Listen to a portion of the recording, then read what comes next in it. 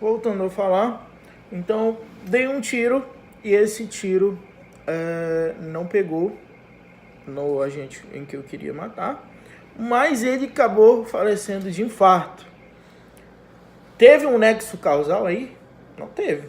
O indivíduo ele veio a óbito, teve um resultado, mas não foi da minha conduta. Ele veio a óbito de algo totalmente externo à minha conduta. Então precisamos ter um resultado e uma conduta, mas precisamos ter um liame entre essas duas coisas, tá? E esse liame nós chamamos de nexo causal. E por fim, para terminarmos o fato típico, é importante nós falarmos da tipicidade. O que será a tipicidade? A tipicidade é justamente enquadrar aquela minha conduta, tá? Aquela minha conduta em um tipo penal. O que vai ser um tipo penal? Em uma proibição da lei. Se tem uma proibição da lei, aquela minha conduta está enquadrada, então podemos dizer que que existe a tipicidade, tá? Tipicidade é justamente a existência da conduta proibitiva e no tipo penal, como um tipo penal, se enquadrando a minha conduta, tá? Então, se há um resultado, se há uma conduta, se há um resultado, o nexo causal e essa minha conduta que teve um resultado estiver previsto na lei, vamos enquadrar, então podemos dizer que existe o fato típico. O fato típico está concluído. Então, gente, já olhamos o primeiro elemento para a constituição de um crime, tá? O fato típico. Aí, depois disso, vamos verificar a ilicitude do fato. A ilicitude do fato. Aquele fato, ele, apesar de ser... Ele precisa, né? O que é ilícito? Ilicitude.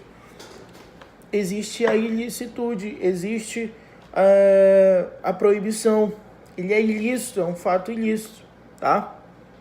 Então, se temos a ilicitude do fato e ele está enquadrado, existe a ilicitude, existe a proibição, tá? Então, aquele meu fato típico já concluído, se ele realmente existir uma proibição, ele está enquadrado e ele é ilícito, tá? Só que dentro da ilicitude, o que nós costumamos estudar é as excludentes de ilicitude. As excludentes de ilicitude é o que costuma cair muito na prova. Quais são as excludentes de ilicitude? O que mesmo sendo ilícito, é possível excluir isso. É possível que o indivíduo ele não seja penalizado conforme essas excludentes, né? Porque, como falamos, mesmo tendo cometido o fato típico, teve conduta, teve resultado, só que se não existiu o elemento a ilicitude do fato, tá? Se for excluída a ilicitude, não vai ser constituído o crime. O que vai excluir o crime? Temos 4 elementos dentro da ilicitude que excluem a ilicitude, tá? A primeira é conhecida por todos, que é a legítima defesa. Legítima defesa, não vou me ater muito, mas a legítima defesa acontece quando o indivíduo, na tentativa de impedir algo que esteja ali, que lhe vai lhe causar algum mal, impedir de maneira moderada, tá? Impedir de maneira moderada algo que está acontecendo ou que está na iminência de acontecer, certo? De maneira moderada. Lembrando, essa é a palavrinha-chave, de maneira moderada. Não pode ter um excesso, tá?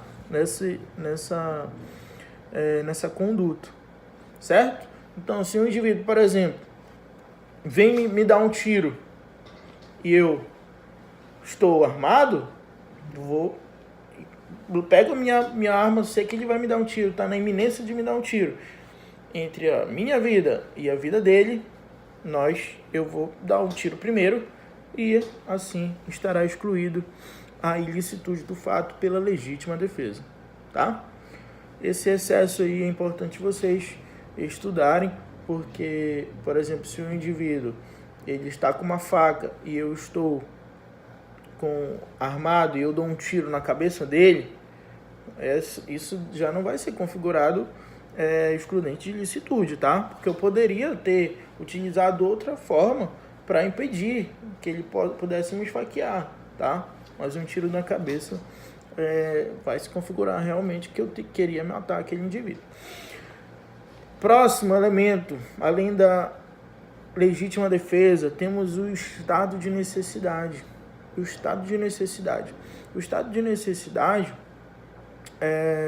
nós vamos estar vendo que o indivíduo ele vai estar ali passando por um perigo, certo? Ele vai estar passando por um ele vai estar passando por um perigo, e esse perigo ele está ameaçando de alguma forma, só um instante, gente, está ameaçando de alguma forma o bem dele, algum bem jurídico, tá? Então, gente, o artigo 24 é o que traz, estava pesquisando aqui, só para mim falar para vocês, é o que traz o estado de necessidade, e diz assim: considera-se estado de necessidade quem pratica o fato para salvar de perigo atual, que não provocou por sua vontade, nem podia de outro modo evitar direito próprio ou alheio, cujo sacrifício nas circunstâncias não era razoável exigisse. Então, estado de necessidade quem pratica um fato para salvar de perigo atual, tá? Lembrando que aqui é só perigo atual. Na legítima defesa é perigo atual ou iminente que vem a acontecer, que está prestes a acontecer. O estado de necessidade é apenas atual e que não tenha sido provocado pelo próprio agente, tá? Que ele não tenha se colocado naquele perigo, certo? Então, o estado de necessidade ele vai ocorrer justamente nessas circunstâncias, tá? Um exemplo podemos citar, por exemplo, um indivíduo que rouba, tá? Já está dias sem comer, ele vai roubar justamente para impedir que venha a falecer, tá? Então, entre um bem jurídico do patrimônio e o bem jurídico à vida, qual é o maior? O bem jurídico à vida, tá? Por isso que existe esse estado de necessidade. Inclusive, pode ser do indivíduo ou em benefício de terceiro, tá? De alheio. E ainda nas excludentes de ilicitude, podemos citar também, já falamos da legítima defesa, do estado de necessidade, podemos também citar o estrito cumprimento do dever legal. Estrito cumprimento do dever legal. Nós vamos estar comentando um pouco o estrito cumprimento do dever legal. Só um instante, por favor.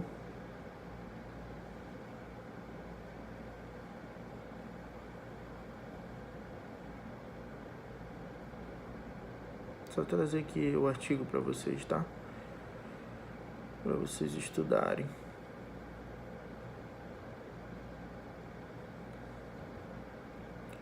Sim, o estrito cumprimento do dever legal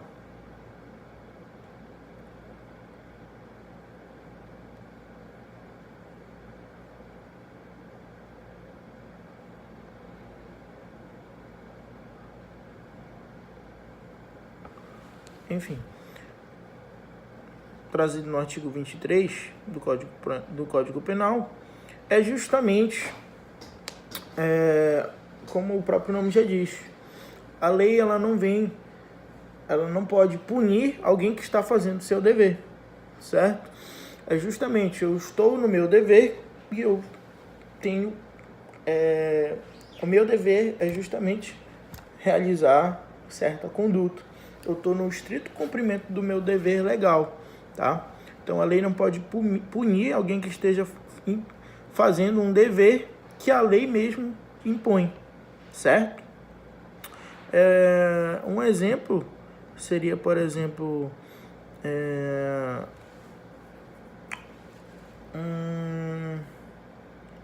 vamos dizer assim, um exemplo poderia ser uma invasão de domicílio, tá? Que é crime, feita por uma autoridade policial cumprindo um mandado. Então, ele está ali em estrito cumprimento do dever legal, praticou o crime, ele está invadindo o domicílio, mas ele está amparado pela excludente ilicitude, estrito cumprimento do dever legal, tá? Também a gente não vai se aprofundar muito, mas gostaria de trazer também a vocês a última hipótese de excludente, que é exercício regular do direito. Exercício regular do direito também é trazido pelo artigo 23, no qual o exercício regular do direito existe para garantir também, né,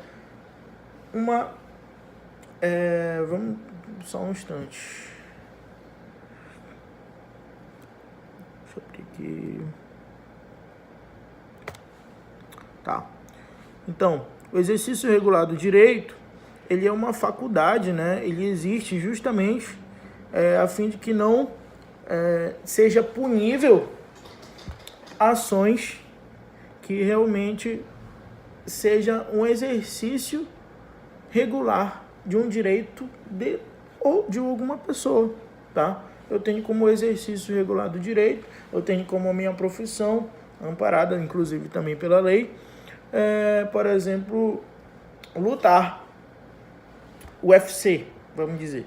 UFC, ou um dentista que está amparado pela sua profissão, ele pratica ou não pratica lesão corporal tirando um dente? Pratica. Só que ele está ali amparado pelo exercício regular de direito, exercício de sua profissão.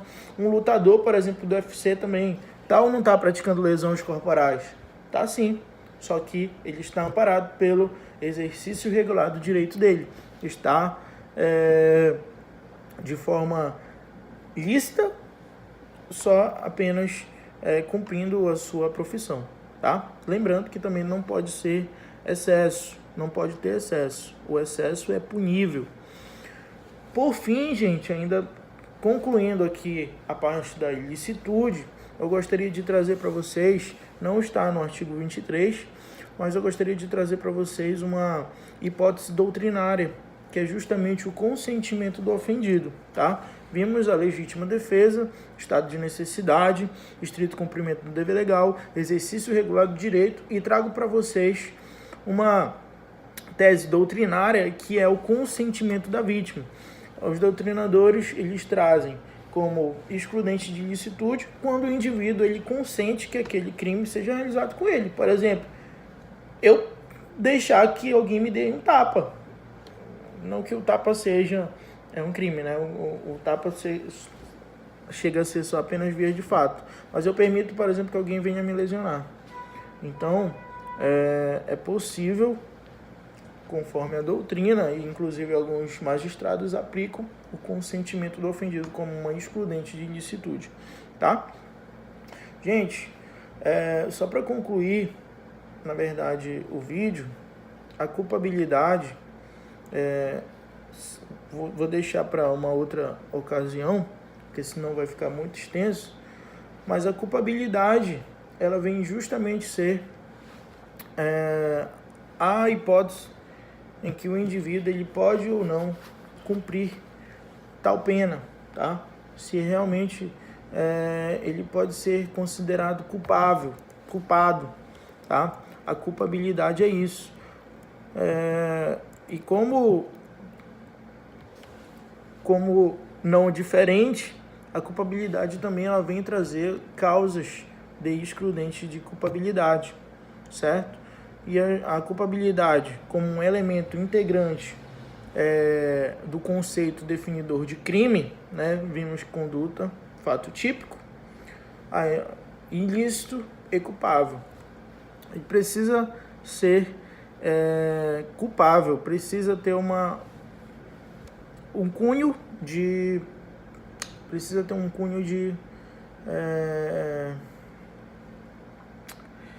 intenção, tá? Um cunho de intenção. Na culpabilidade vai se aferir se aquela pessoa ela realmente estava apta, tá? A escolher realmente realizar aquele crime ou não.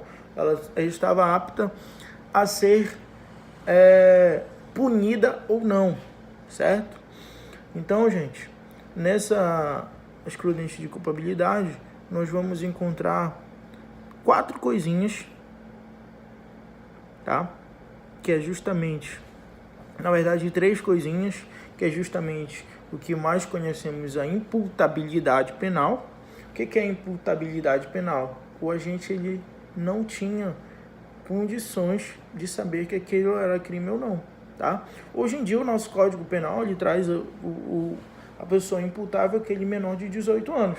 Tanto que o menor de 18 anos ele não pratica crime, ele pratica ato infracional, tá? O imputável, podemos trazer também como exemplo do imputável aquele completamente bêbado, a embriaguez completa, tá? Embriaguez completa, desde que não tenha sido causada pelo agente, tá? E podemos também citar ainda como excludente de culpabilidade a potencial consciência da ilicitude do fato.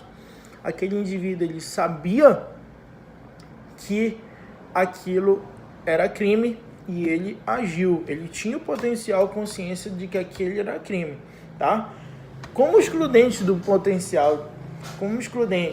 potencial consciência da ilicitude, podemos trazer o erro de proibição. Tá? O erro de proibição é o seguinte: o agente ele desconhecia, ele não tinha como saber que aquela conduta que ele praticava era crime, tá?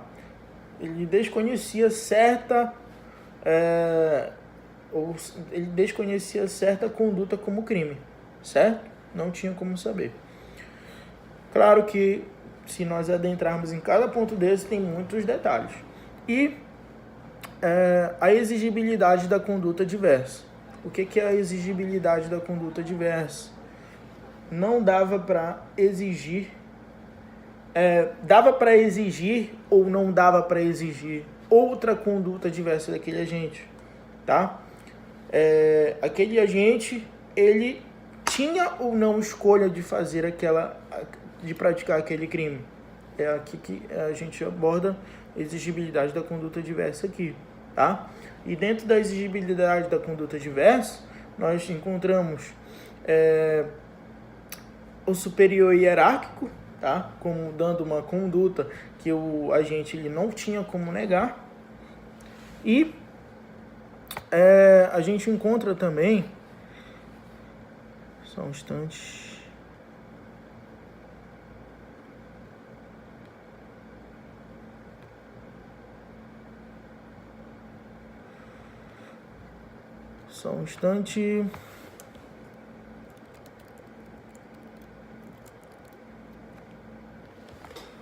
E nós encontramos também, além da obediência hierárquica, coação moral irresistível.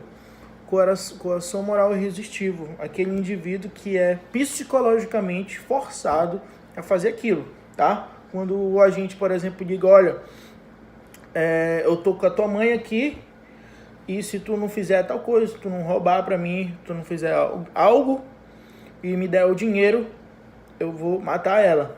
Psicologicamente, uma coação moral irresistível. Qualquer pessoa vai fazer, tá?